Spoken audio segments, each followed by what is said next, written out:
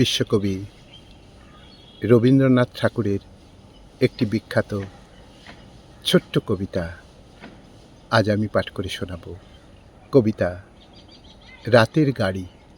শুরু করছি। এ প্রাণ রাতের রেলগাড়ি দিল পাড়ি,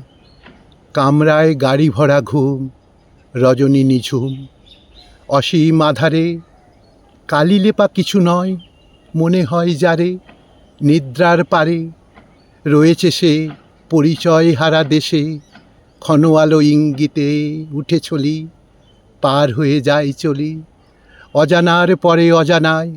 অদৃশ্য ঠিকানায়, অতি দূর তীর্থের যাত্রী, ভাষাহীন রাত্রি, দূরের কোথা যে শেষ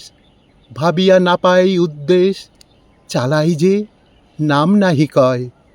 কেউ বলে যন্ত্র সে আর কিছু নয়, মনহীন বলে তারে তবু অন্ধের হাতে, প্রাণমন সঁপি দিয়া বিছানা সে পাতে, বলে সে অনিশ্চিত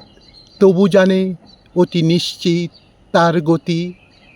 নামহীন যে অচেনা বারবার পার হয়ে যায়, অগোচরে যারা সবে রয়েছে সেথায়, তারই যেন বহে নিঃশ্বাস, সন্দেহ আড়ালেতে মুখ ঢাকা, জাগে বিশ্বাস, গাড়ি চলে নিমেষ বিরাম নাই, আকাশের তলে ঘুমের ভিতরে থাকে অচেতনে, কোন দূর প্রভাতের প্রত্যাশা নিদ্রিত মনে, কোন দূর প্রভাতের প্রত্যাশা নিদ্রিত মনে।